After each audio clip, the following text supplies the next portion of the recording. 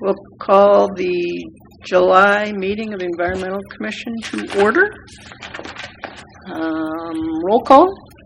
Secretary. Here. So Vice Chair is still on here. Should I put resign?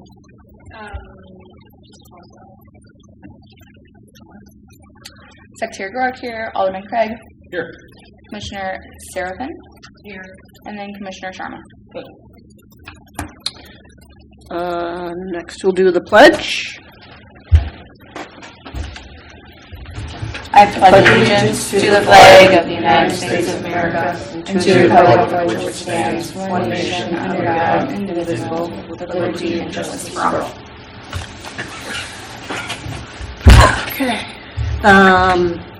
We'll open the citizen comment period at 7:01 and close it at 7:01 since there are no citizens here to make comment. And then I'll just mention, since we were talking before you got here, Alderman Craig, that James Cieslak has submitted his resignation today. Okay. So we have lost him, and we'll be losing Jamie. So we're going to need some We can talk. more bodies. That will be 2 vacancies? Three. 3. So please encourage your friends, maybe a youth representative. I don't think there's an age restriction. So. I will talk to my son. He is one of the driving forces behind me being on the Environmental Commission. Okay. All right. Next, we'll do approval of the minutes. I had one comment. I think this is the April minutes. There is just a redundant adjournment section on the second page of the minutes. Oh. We've got Commissioner Gork moved, and Craig seconded, and then we've got Vice Chair Cieslak moved, and Gork seconded adjournment. So one of those can get deleted, and it's different times too. Could be, but anyway, that was my only comment on April. Otherwise, I think it works.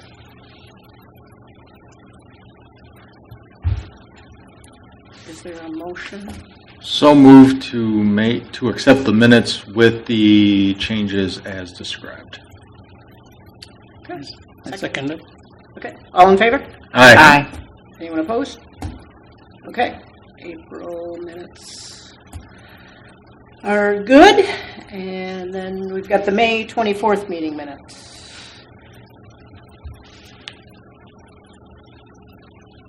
Any comments or motion? Move to accept. I second. Okay. All in favor? Aye. Anyone opposed? Okay. May minutes passed. We're all caught up with their minutes. Good. Yay. Unfinished business, item A. I think we missed the most current newsletter, the next newsletter, so we'd be looking at something for... Today was the deadline for that material, but at a previous meeting you had approved the placement of some information about the Rain Barrel program in the newsletter. So that information was provided to the City Administrator's office. And I believe that will be in the next newsletter. So Will that be timely, though? it'll happen in the autumn, but I mean it's the September newsletter.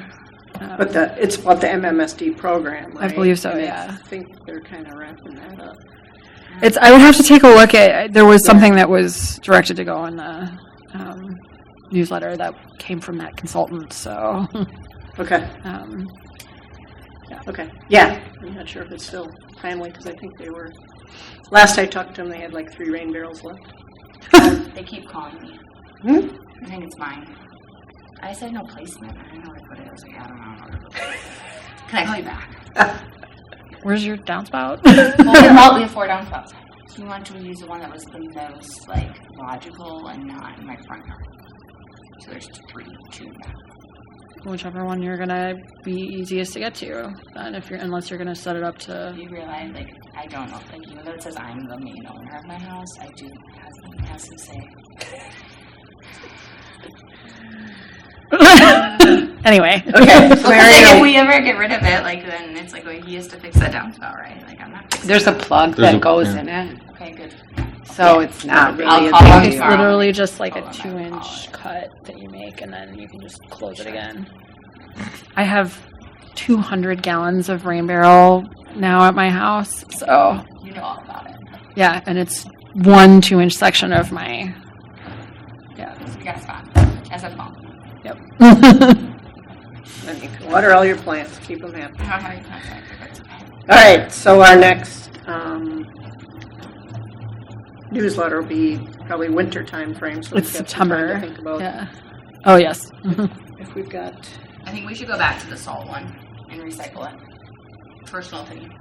Yeah, that was good. And or they may have, that was from Red Pike, I believe. Mm-hmm. They may have some other I think it's informative just things. It's always nice to remember, like, hey, don't oversalt your stuff. Yeah, I agree. Yeah, so if nothing else, we can do the recycle the. You should make sure to add something about, like, it kills your grass, too. Because you know how many people will stop salting? Yeah. Brine, the way of the future. Right? Beet juice. Okay. That's that. The Common Council referral of NOMO May. And in our agenda materials today was that the Green Infrastructure Operations and Maintenance Standards Guide. Yep. So there were 2 documents provided in your packet. Both of these were provided by MMSD. I reached out to them to see if they had any recommendations regarding mowing best practices. That was the request for information from the commission, and that was what was provided. I have not had a chance to review them, but there are some information here about just green infrastructure maintenance in general, and then mowing and maintenance for native plants. So I'm not sure what approach you guys would like to take with this information. I don't believe staff is going to have time to like summarize it for you. But it was provided, so this is what you asked for, and it's here. Yeah. Yeah, I didn't read all of it, but I skimmed through it, and what I saw, I thought it looked informative. Might just be like a website link to that document. So can I ask a question? Instead of no mow May, because we talked about that's not really a impactful environmental initiative always anyway, are we looking to substitute something for like a spring newsletter and a fall newsletter that would spread some better information, perhaps about, because I did read through the packet, not necessarily every word, but this is also my background, and I taught a class like this, so it's got a lot of good information about invasive exotic species and identifying them, and then once you remove them, how to do with a chemical or with a pest management practice, or so maybe we could condense some of that, probably not for the December newsletter, but maybe for a springtime one instead of no mow May, or we've missed the fall one, or I would say we could take some of that information. And I'd be happy to compile something and submit that to you guys from this particular piece of material that we were sent. Mm-hmm. I'm not going to come up with it myself, but I'll pull Sure. it from there, which is probably better anyway. Yeah, because you can link it. Yeah, and we also have the Environmental Commission section on the city's website. Oh, okay. And so we've got a few things posted out there. So we could either then link to this document, although, And then I have like a summary. yeah, or a summary or whatever you if it doesn't get condensed enough to be, say, an article in the city newsletter, but it could be posted on the webpage, Okay. and then perhaps refer to see, section such and such or page such and such Yeah. in this document for information on invasives. and how to manage these kinds of natural, One other comment that I have related to this is the green infrastructure materials that are here they're intended for the general public because MMSD is now imposing on some residential property owners green infrastructure requirements if they're adding impervious surface, like if they put in a super long driveway, or a big shed or something like that. If they exceed the allowable amount of impervious surface on their lot, they would be expected to meet these standards. So I think publicizing that information would be constructive because we've seen a few of those already. So So do they have more jurisdiction than like over a city? So MMSD, because they are the agency that's responsible for managing stormwater in the region, they are a reviewer and approver for basically changes to the impervious surface of any site. So when you see a detention pond, they have reviewed it to make sure that it meets their engineering requirements. And then you can substitute green infrastructure for those kinds of detention basins. This is not my area of expertise, but in general, they have jurisdictional control over that, and that impacts the city's ability to use MMSD's existing infrastructure for stormwater management. That's interesting, yeah. Yeah. Because I guess I didn't know how, that's something I think people would want to understand then, because they might have to maintain these infrastructures. I was thinking, who has these infrastructures? But if they're requiring that, then we will start to see more of that. I was looking at, like, even the invasive and exotics, the Norway maple. Everybody plants those Crimson King Norway maples everywhere. It's a beautiful purple tree year-round, but it's an invasive exotic species. So I was just looking, Valley Green just planted a new one, and I was thinking, like, there's a lot better choices. Put an oak out there or put a native maple, but this is not. So even putting a blurb like that, just something simple in a newsletter, just to let people know and explain why or what other great landscape trees that aren't posing these problems are. And then part of just as background that you probably don't have from when we had sent our recommendation a year and a half ago, up to the city council, they had then come back with, specifically on No Mow May, and then they had said, review the native mowing practices on city lands. So this document could also get over to Public Works if they're not familiar with it, I presume. Or I guess we should send it up to City Common Council that, here's a reference resource document. That you requested the information. Here's a reference resource. We'll be summarizing it for the general public, but MMSD's recommendations. So some of that discussion, you guys may be aware of the Victory Creek Conservation Area adjacent to Pleasant View Park.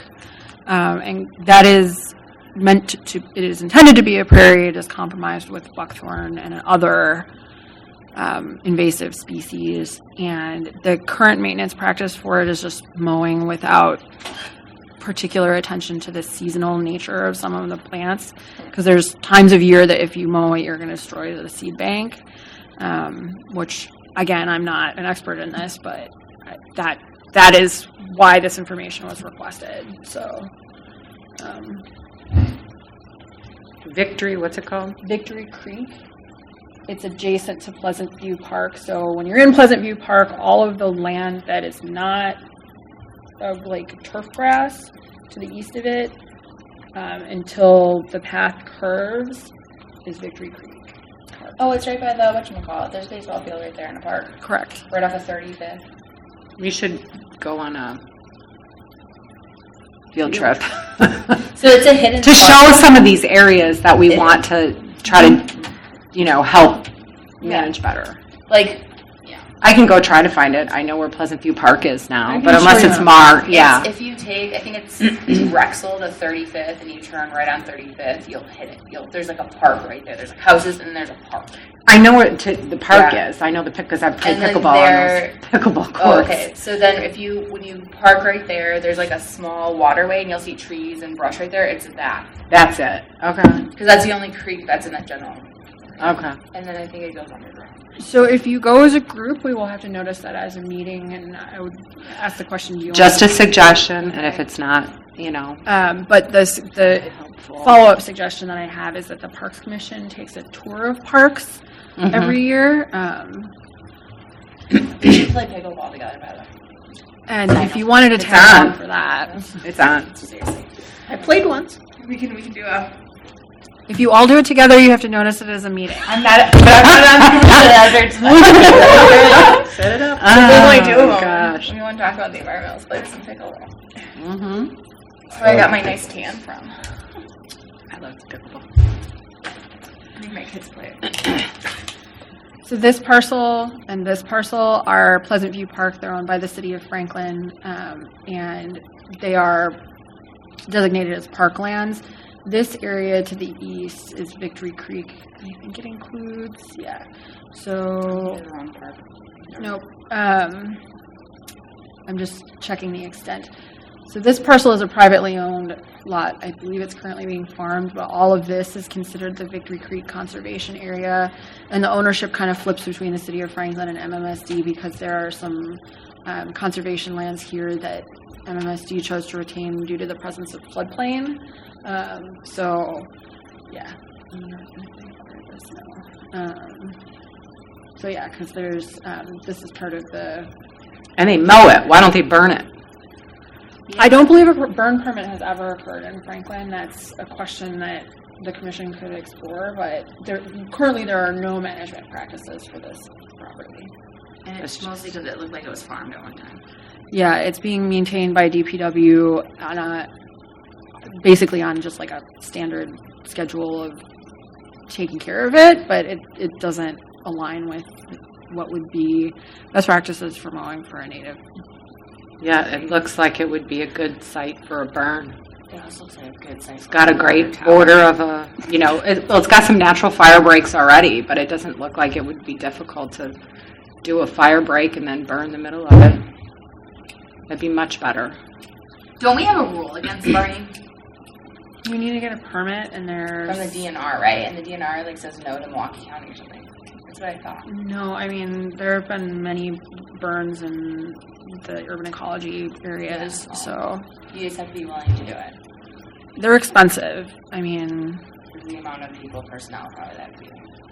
yeah, and they're very skilled. I think there's a volunteer group that works on that in Dane County and that kind of thing. So, I mean, it's certainly one option for how to approach this, but I mean, starting with the available tools, which are the kind of, they have the grubbing machines, and I don't know the total extent of what Public Works has, but mowing is the approach right now, so refining that practice is probably the best idea. Do they mow just by the paths or the whole thing? The paths are actually maintained, so this is a gravel path, and then there are running trails that are maintained, I think, by a volunteer.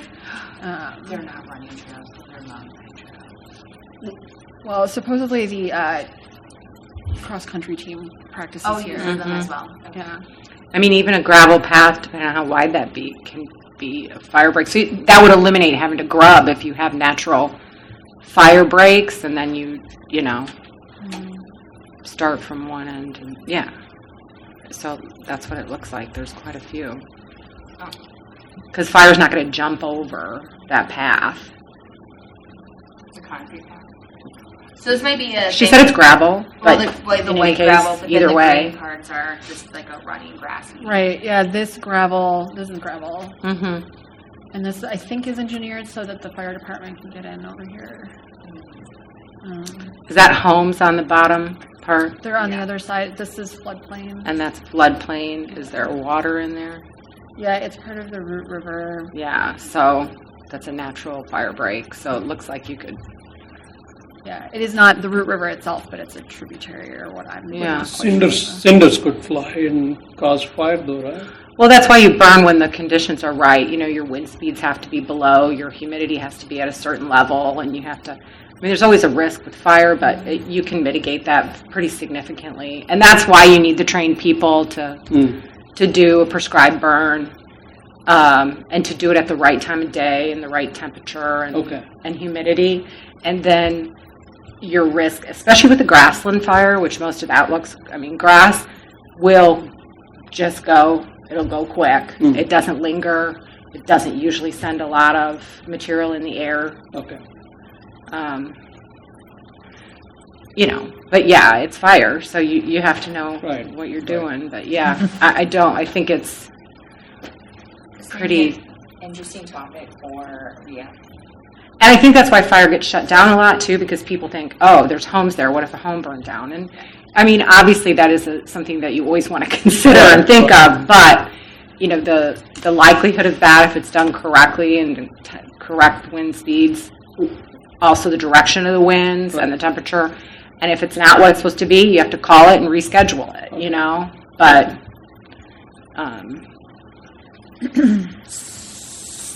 Wisconsin, I think, does a lot of burns, Deanna, or I think I mean, I don't know. That'd be great because that would alleviate the buckthorn. It promotes the native species return instead of the invasives, which have a much harder time keeping hold with fire than the natives do. So you're on top of cutting down, getting rid of all of that vegetation, you're promoting the native species. So my question to you would then be, so this information was specific to mowing practices, and doesn't include a discussion of burn information, but if the commission wanted to include that with the recommendation to Common Council, I'm not in a position to do that research, but it's certainly something you could consider including in your recommendation. So.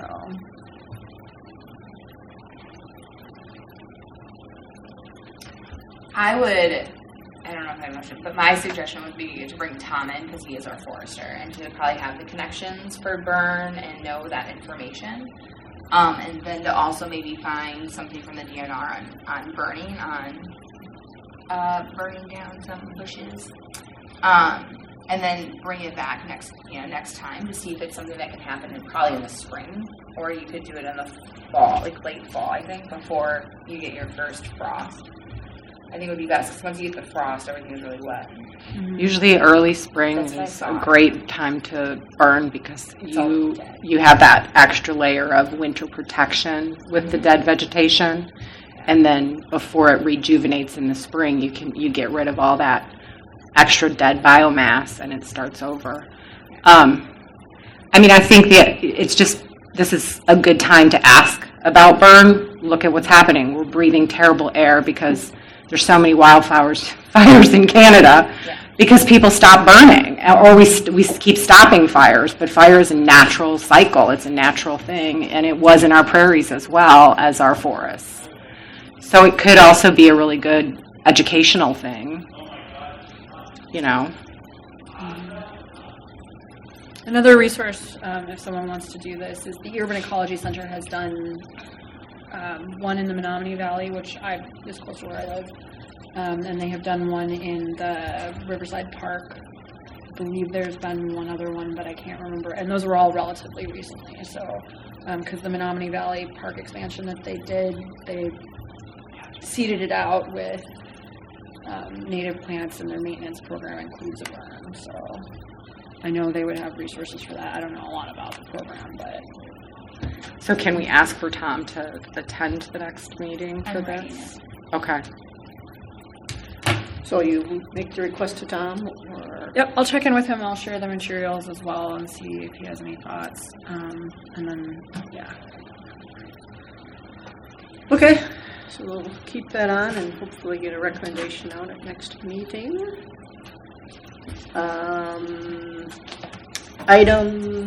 Anything else on that? No. Okay, item C, the UDO rewrite. Is there any recent activity to update us on? Yeah.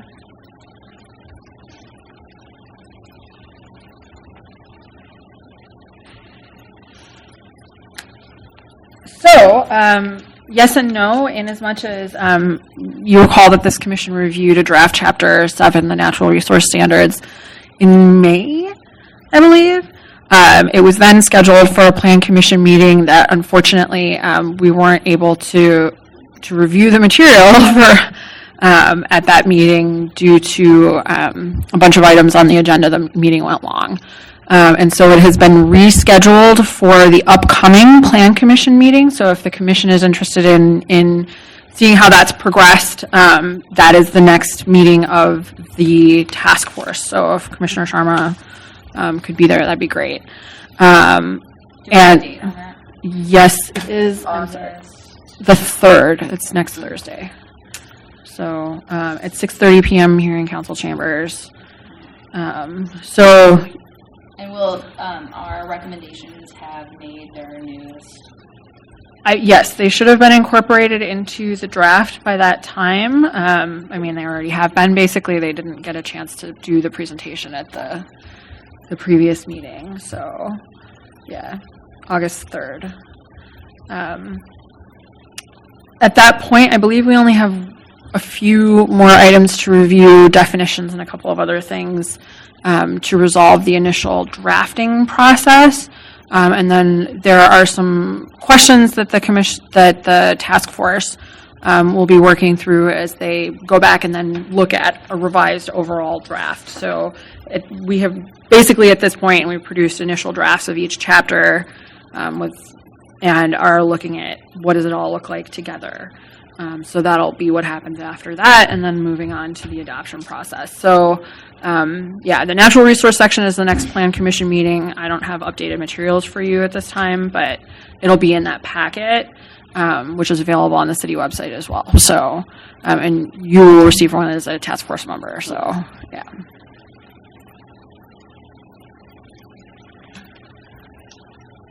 Okay. Buckthorn Subcommittee. I think this weekend.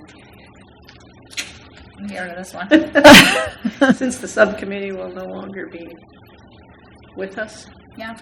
Um, And I feel like at this point, like, because the UVO is kind of over, like, if there's anything that is brought up, like, working on the burn and stuff, that could be something that's discussed as a council.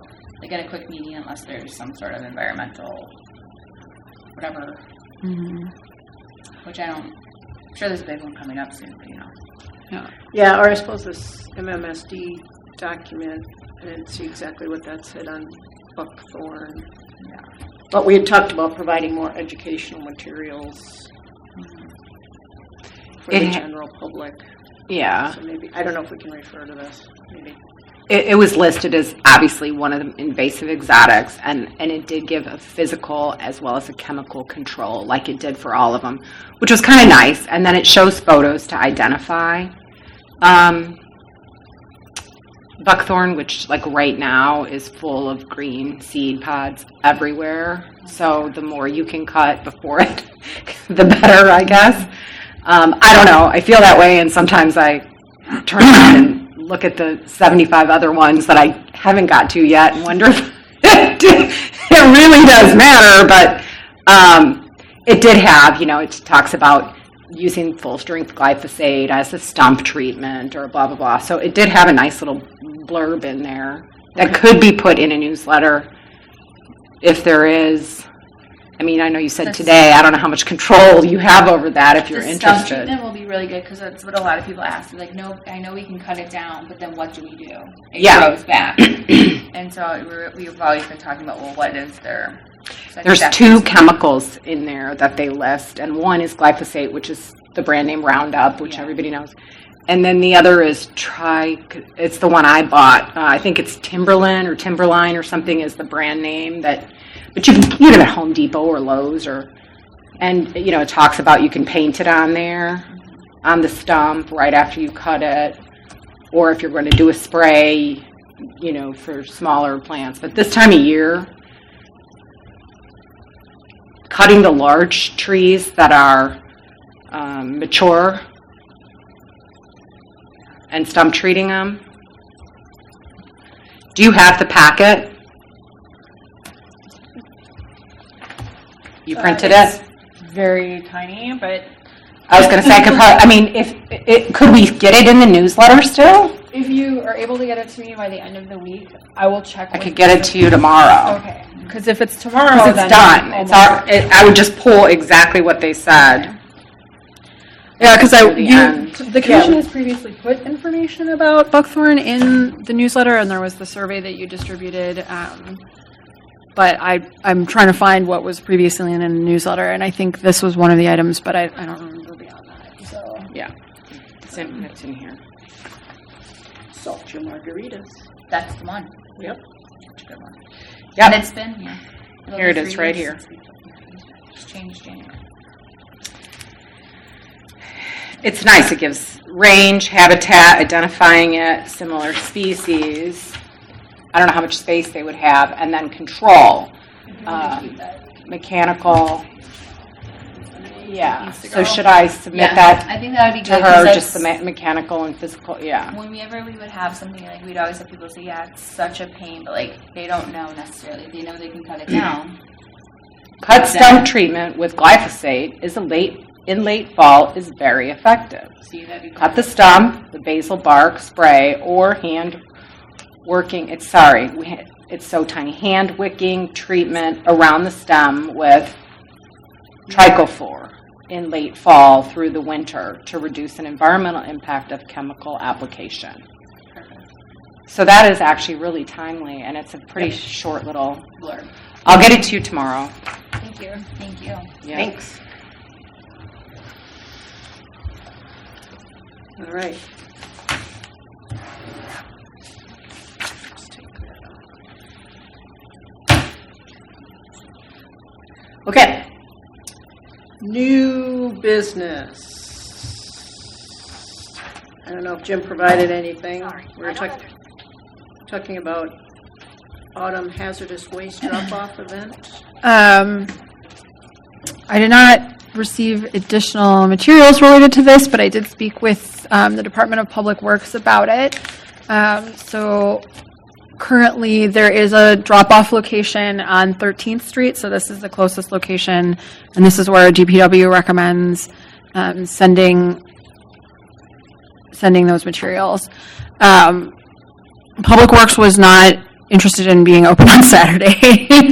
They were not able to do that because it would require staffing that they don't currently have funds for.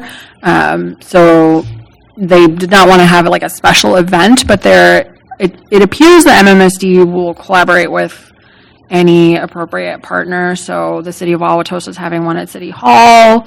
I think West Dallas is using their Public Works facility, but again, that's currently not an option here. So if the commission wants to explore a different location and come back with a recommendation, that would be fine. If not, this is the option. So, What is this location? Is it a private recycling company or something? I believe it is. Gosh, I didn't write it down. It used to be out by the landfills where you could go and drop off your old paint and things like that. And On now 45? Yes, and now this is their new location. It's kind of tucked back in there. There's a trailer and a couple little garages or whatever. And you just drive in and they unload your car. Kind of like it was down on 45. Yeah. So, yeah, this is the new location for that, for Milwaukee. So is the question, do we want to say something about doing it on a Saturday and have a collection day just to try to encourage people to go, or what's the? Jim, I think, had brought up that MMSD would do these special collection events. Mm-hmm. And so the question was, did we want to try and do something on a Saturday in Franklin? It might be something where we reach out to the robotics group, because I know they do like their, the high school robotics does like a TV pickup because they make money then on it. So it's like a fundraiser they do, or they just keep this stuff so they can tinker. I don't know. But, I know that the robotics for Franklin High School does like a monitor cell phone collection, and I believe it's in fall or like December. So maybe it's something where we or someone could reach out to them. I'm not doing robotics this year. My son's not. So, but I know they do have that program, and you'll find it on Facebook, like the Franklin Moms or community page. They'll have it up. Sorry, that one got killed this year.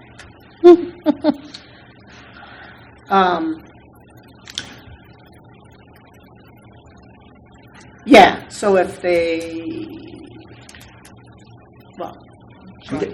they're taking the electronics, right? Yeah.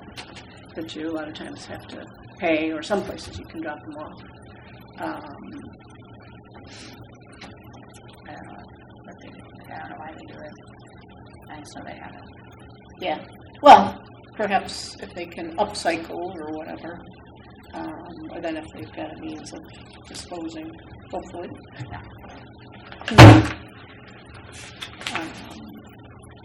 But yeah, otherwise, like the paints and the other hazardous Oil and- chemicals, lawn fertilizer, stuff like that. Paints, glue, solvents, kerosene, road flares. Those type of things. But if Even batteries, right? Like how W- just sell batteries? Battery acid. You're not supposed to throw those away either, are you? Yes, they do accept batteries. Stuff like that, yeah. Button and rechargeable.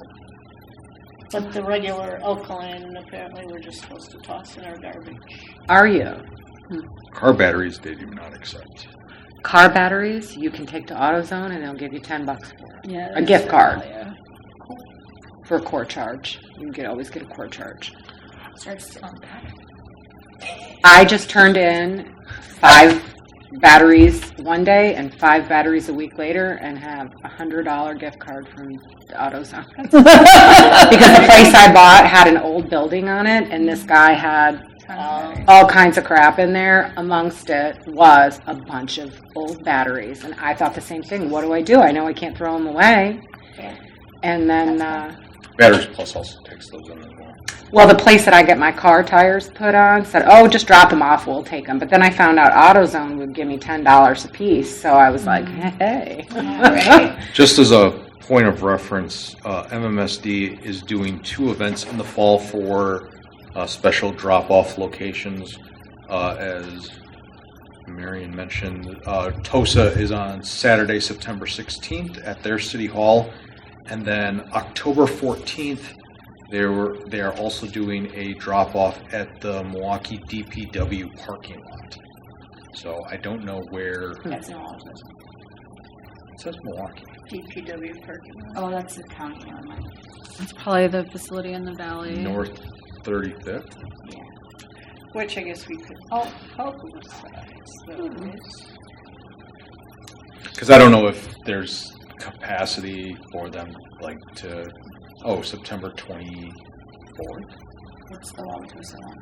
TOSA is the 16th of September. 8 to 2, both days.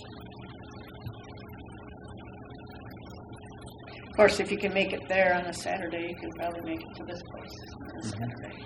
Yeah, they're open every Saturday. And there's no charge on this place, right? Right. So Correct. I think it'd be nice just to give them all options. Yeah. Check. No, that's a great idea. What do you do with your hazardous waste? Here's 2 locations or 3 locations and times that you can do it. The year-round locations are on 13th Street, Lincoln Avenue, and in Menominee Falls. Those are their normal drops. Yep. Like Mm-hmm. their normal Milwaukee's normal. You might have to pay for those because we're not city of Milwaukee. This is from Milwaukee County. Oh, that's the Milwaukee County one. Okay. Mm-hmm. Yeah, I don't know if there's another special one for the city. But I believe this comes out in the annual garbage recycling Yeah. information that we get, say January in the newsletter. Mm. Pretty sure that's listed on there. So, It's a thumbtack in the cabinet next to the plates. yep. Mine's tape, but yep, it works. It works. So, I think we will not look further into having a special event in Franklin. But yeah, I'll see what type of information there is from the robotics team and if we can That'd be awesome. I got a TV I need to get rid of. publicize that. I know I looked for them once, but it was a while ago that they had done something. 2 seconds? Okay, talk amongst yourselves.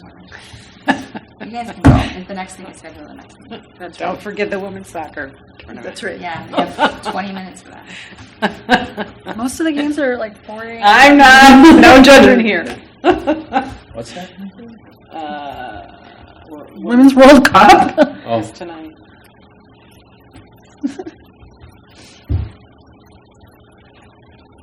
Okay, so it's Save Your Metals. So it's going to have, well, last, in 21, it was in September 25th. But it's recycle metal parts, machines, and electronics. For detailed recycling list, visit saberrobotics.org recycling drive. cool. Yeah. So they have a ton of, so like aluminum, buckets, bumpers, stainless steel, cast iron, brass, unprepared iron, copper, aluminum breakage, miscellaneous, auto batteries, carbide lights, shanks, catalytic converters, tower. So I don't know who they. Partnership with Simco at CIMCO Resources Inc. is who they work with. I'm assuming they get money for it. Oh, it says no TVs or monitors. Sorry. Oh, darn it. Tried all the way. Sit on the throne of lies. In Milwaukee, will take it. Music pay them $25. All right, so then our next item, schedule our next meeting, which our calendar has as August 23rd. Cool. Does that work for folks? Showed us. Okay. Okay. I make a motion to adjourn. Is there a second? Second. Okay, all in favor? Aye. Anyone opposed? Okay, meeting adjourned at 7:42.